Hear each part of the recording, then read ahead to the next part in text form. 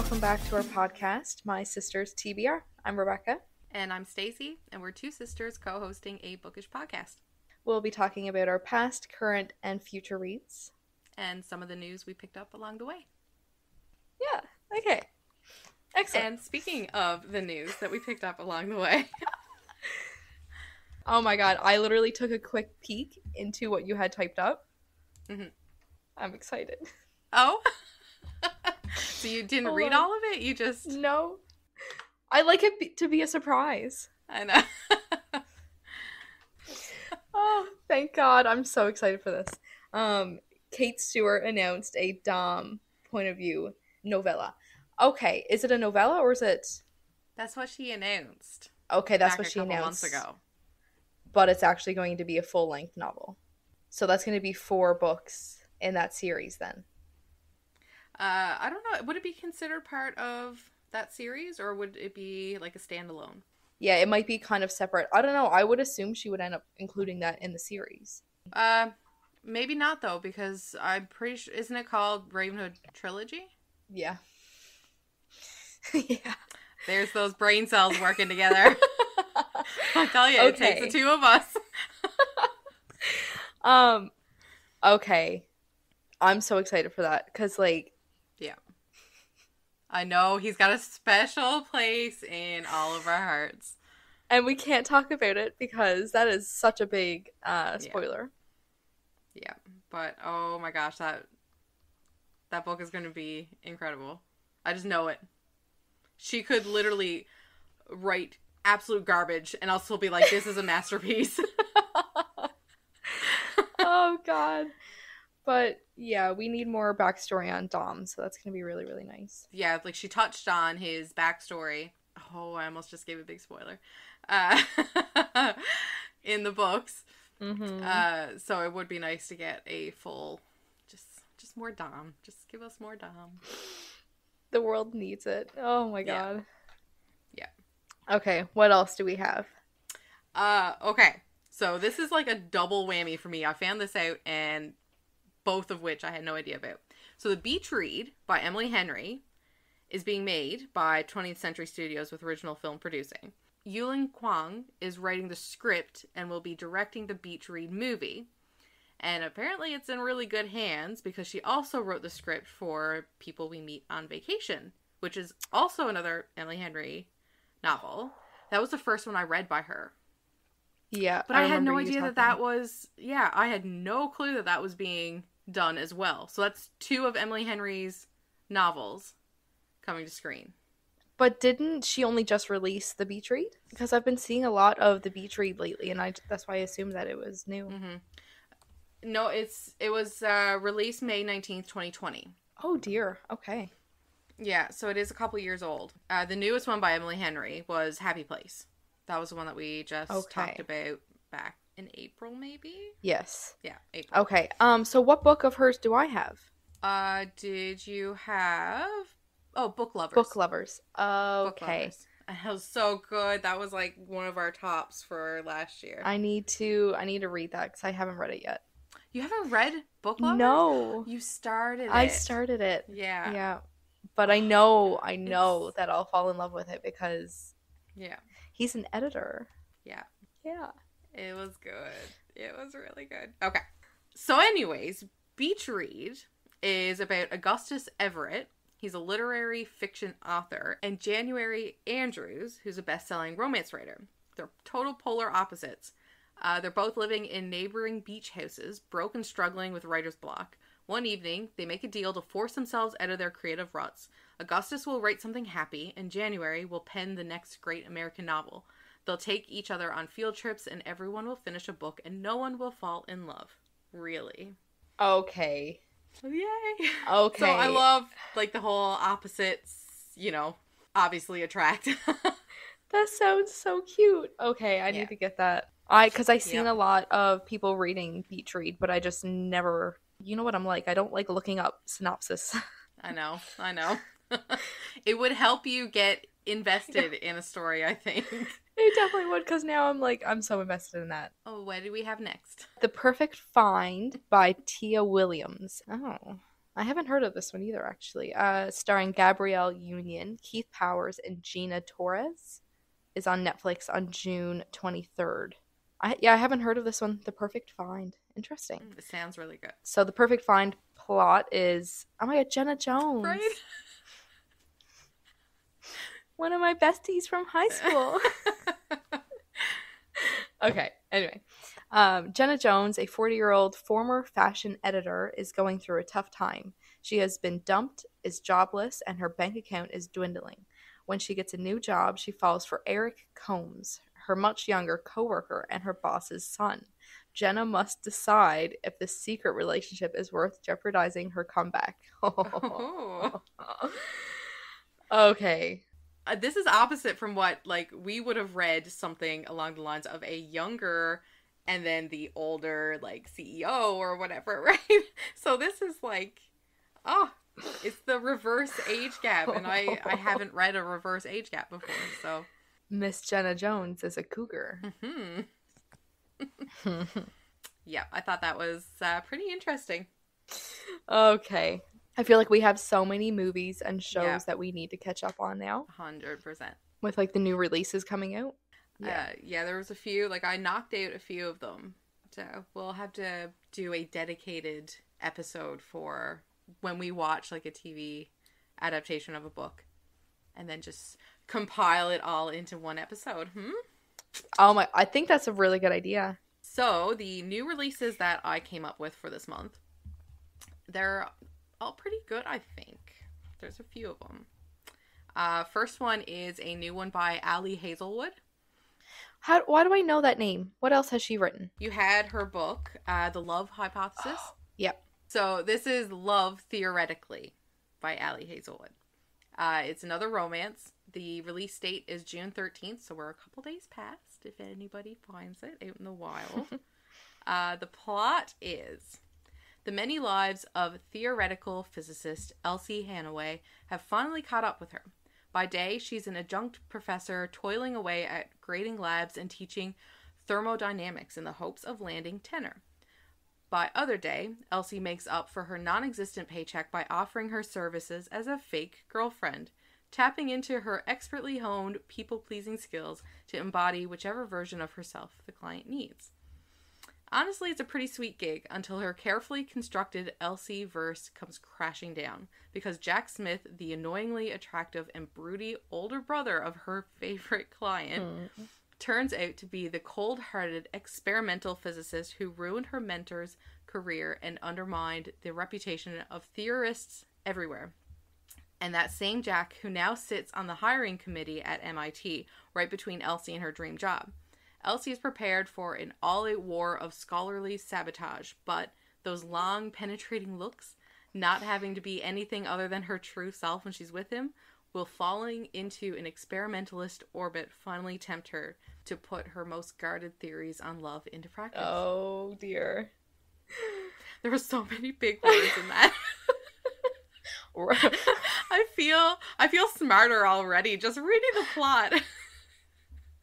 I know all about this thermodynamics. Oh god. Yep. Okay. And it's just that trope again with like the enemies to lovers. Enemies to lovers. That is like, and the fake dating. I've brought up fake dating so much that like is not normally one I go after because there's a lot of miscommunication there. Yeah, but this sounds like it's so different because she's actually like hired as the fake girlfriend or whatever. Yep. So I think that would go pretty good. I think that's gonna be good. Yeah. What's next? The next one is The 7-Year Slip by Ashley Poston. This is the same author of The Dead Romantics. This comes out on June 27th. And again, of course, it's a romance. So the plot. Sometimes the worst day of your life happens, and you have to figure out how to live after it. So Clementine forms a plan to keep her heart safe. Stay busy, work hard, find someone decent to love, and try to remember to chase the moon. The last one is silly and obviously metaphorical, but her aunt always told her that you needed at least one big dream to keep going. And for the last year, that plan has gone off without a hitch. Mostly. The love part is hard because she doesn't want to get too close to anyone. She isn't sure her heart can take it. And then she finds a strange man standing in the kitchen of her late aunt's apartment. A man with kind eyes and a southern drawl and a taste for lemon pies. Oh, that makes me think of key lime pies. I know. Well, just keep reading. Oh, good. Just keep reading. Good God. The kind of man that before it all she would have fallen head over heels for, and she might again. Except he exists in the past, 7 years ago to be exact, and she quite literally lives 7 years in his future. Her aunt always said the apartment was a pitch in time, a place where moments blended together like watercolors, and Clementine knows that if she lets her heart fall, she'll be doomed. After all, love is never a matter of time, but a matter of timing. Oh my God. Is this going to be another pen pal? By the sounds of it, it's going to be something like that. Rip our heart out again? I'm not ready. Yeah, I think there's a good chance. But I thought that was such an interesting idea that he's in the past seeing her from the future. She's in the future seeing him from the past. Like, so whose timeline, I wonder, is actually correct? But I am all for, like, 100% Me reading too. this. Oh my God. And, like, yeah, I like the name too, the 7-year slip. That's yeah. I'm not ready. No, that's gonna hurt. Okay, what's next? Next, we have a domestic thriller. Oh. We are jumping off the romance train a little bit. Yeah, big time. The Whispers by Ashley Audrain. June 6th, so it was out a little while ago. One morning on Harlow Lane, 4 families' lives are changed forever. Whitney Loverly can only sit by her son's hospital bed after he falls from his bedroom window in the middle of the night. She refuses to speak to anyone. Back at home, the Loverlys' neighbors must reckon with their own roles in the tragedy. Their selfless best friends who live across the street, the ambitious Goldsteins who desperately want a family of their own, and the quiet elderly couple who spend their days people watching on the front porch. But what happens next when over the course of a week the hidden and explosive truths that connect these families must come out? Exploring envy, motherhood, and the intuitions that we silence. This is a novel that asks what happens when good people make bad choices. Okay, damn. Feels like that one's going to tug on the heart a bit too. So next is 100 Places to See After You Die, a travel guide to the afterlife by Ken Jennings. This came out on June 13th. Okay, so from New York Times bestselling author, legendary Jeopardy champion, and host Ken Jennings comes a hilarious travel guide to the afterlife, exploring destinations to die for from literature, mythology, and pop culture ranging from Dante's Inferno to Hadestown to NBC's The Good Place. Ever wonder which circles of Dante's Inferno have the nicest accommodations? Where's the best place to grab a bite to eat in the ancient Egyptian underworld? How does one dress like a local in the heavenly palace of Hinduism's Lord Vishnu?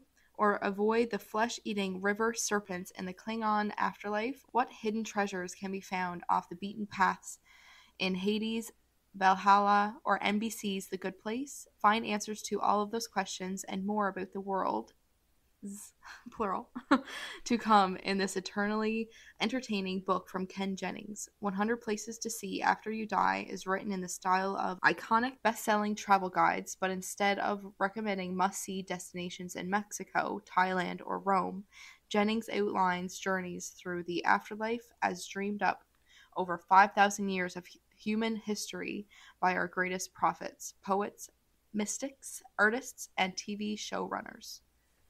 Dang. That's a pretty neat idea. Okay, I understand what you mean now. Yeah, Though. Like, because it's not really nonfiction, because it is fiction, but it's done up to be like nonfiction. Okay. I think that's going to be actually really, really interesting. And The Good Place, that's a TV show, right? Yeah, that's the one with Kristen Bell. Oh, yeah. Yep. And she's like, yeah, I think I remember that. I haven't watched it, but I remember seeing something about it. That's different. Yeah. What do we have next? Going Bi-Coastal by Dahlia Adler. That's out June 13th, and it's a YA romance and LGBTQ+.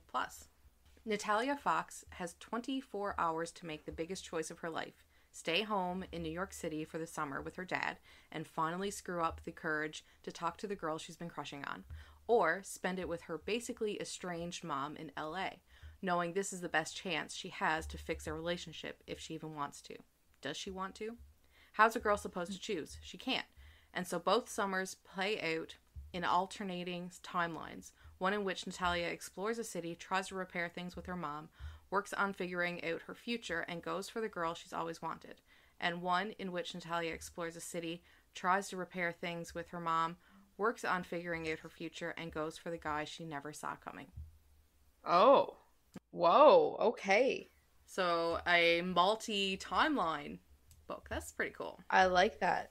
Yep. And I feel like there's going to be some twists there. Some plot twists. Yeah. Yeah, I think so. Okay. I like that. That just sounds like it's going to be really cute. Definitely. One last release. So this is The Spare Room by Andrea Bartz. This came out June 20th, or is coming out June 20th. This is a psychological thriller. After reading Dark Places, I want to read more thrillers now. Mm-hmm. I know. I completely agree. I got like a taste for it now, and like that was very dark, but I want to read more. Plot. Kelly's new life in Philadelphia has turned into a nightmare. She's friendless and jobless, and the lockdown has her trapped in a tiny apartment with the man she gave up everything for, who's just called off their wedding. The only bright spot is her newly rekindled friendship with her childhood friend, Sabrina, now a glamorous best-selling author with a handsome, high-powered husband. When Sabrina and Nathan offer Kelly an escape hatch, volunteering the spare room of their remote Virginia mansion, she jumps at the chance to run away from her old life. There, Kelly secretly finds herself falling for both her enchanting hosts, until one night, a wild and unexpected threesome leads the couple to open their marriage for her. At first, Kelly loves being part of this risque new world, but when she discovers that the last woman they invited into their marriage is missing, she starts to wonder if they could be dangerous, ... and if she might be next. Holy crap. Oh, I was not expecting that. Oh.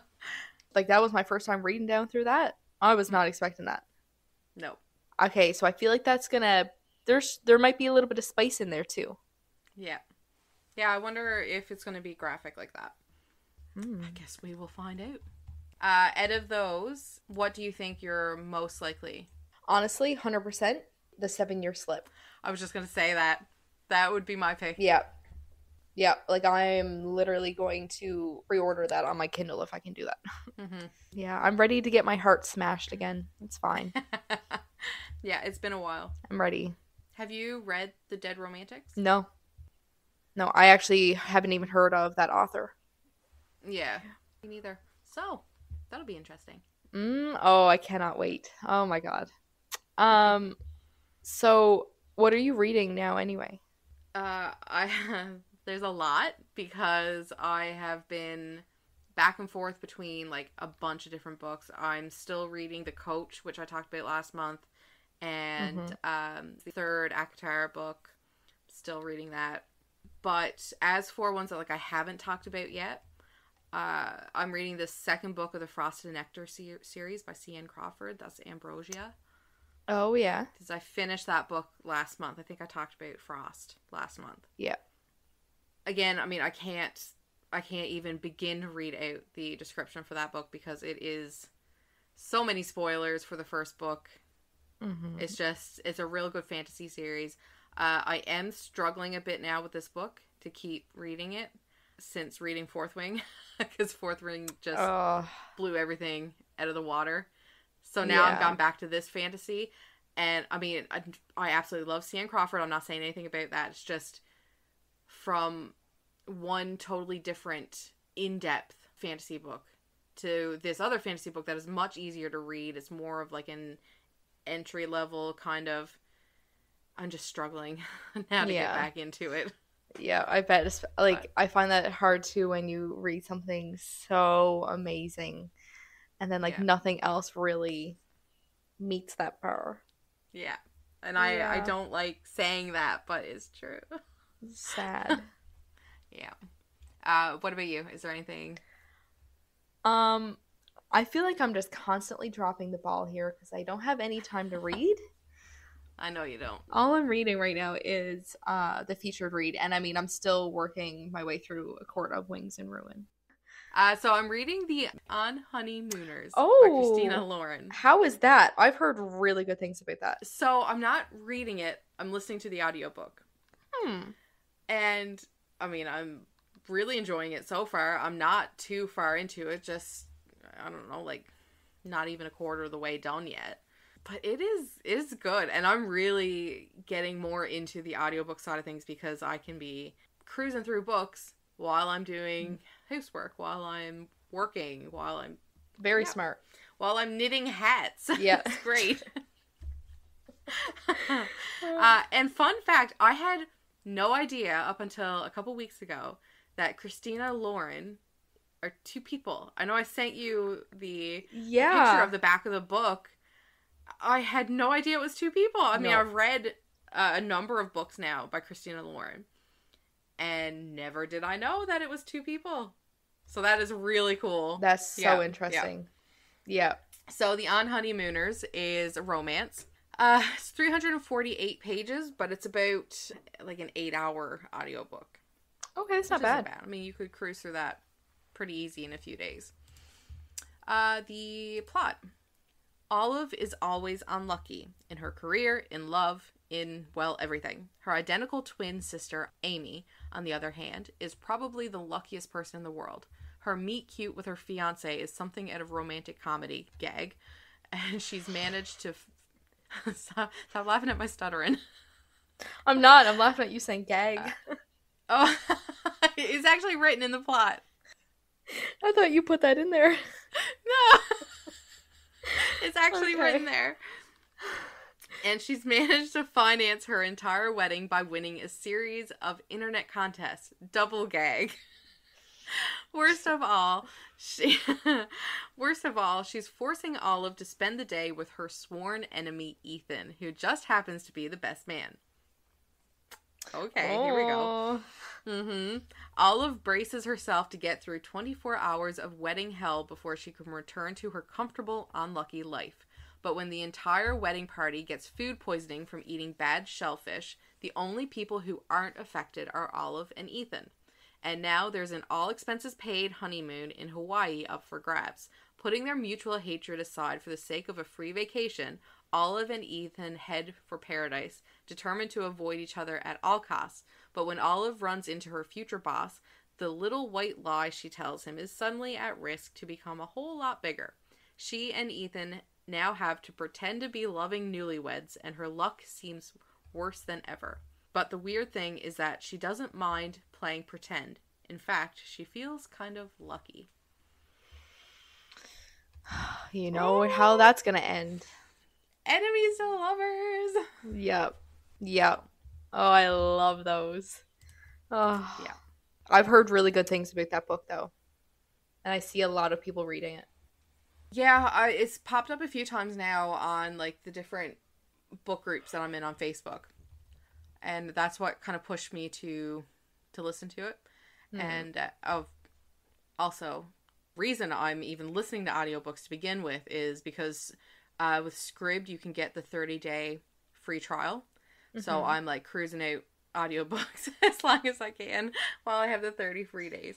I mean, it's smart, but especially like you said, like it just works better with your day-to-day life anyway. So like, yeah, for sure. Yep. Okay. So the only other thing that we both have now is the featured read. Do you want to explain to our listeners what featured read is?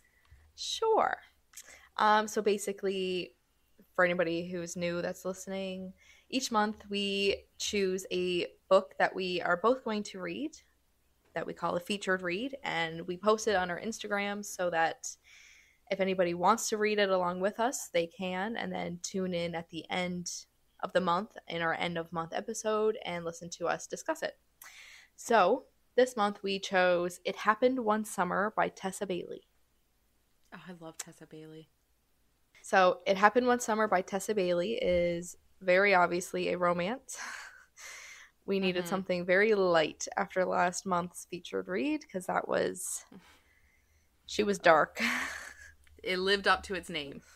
It did. So Piper is fashionable, influential, and her reputation as a wild child means the paparazzi are constantly on her heels. When too much champagne and an out-of-control rooftop party lands Piper in the slammer, her stepfather decides enough is enough. So he cuts her off and sends Piper and her sister to learn some responsibility, running their late father's dive bar in Washington. Piper hasn't even been in Westport for 5 minutes when she meets big, bearded sea captain Brendan, who thinks she won't last a week outside of Beverly Hills.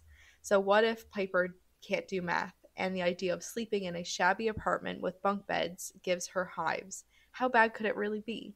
She's determined to show her stepfather and the hot, grumpy local that she's more than a pretty face. Except it's a small town, and everywhere she turns, she bumps into Brendan. The fun-loving socialite and the gruff fisherman are polar opposites, and there's an undeniable attraction simmering between them. Piper doesn't want any distractions, especially feelings for a man who sails off into the sunset for weeks at a time. Yet, as she reconnects with her past and begins to feel at home in Westport, Piper starts to wonder if the cold, glamorous life she knew is what she truly wants. LA is calling her name, but Brendan and the town full of memories may have already caught her heart.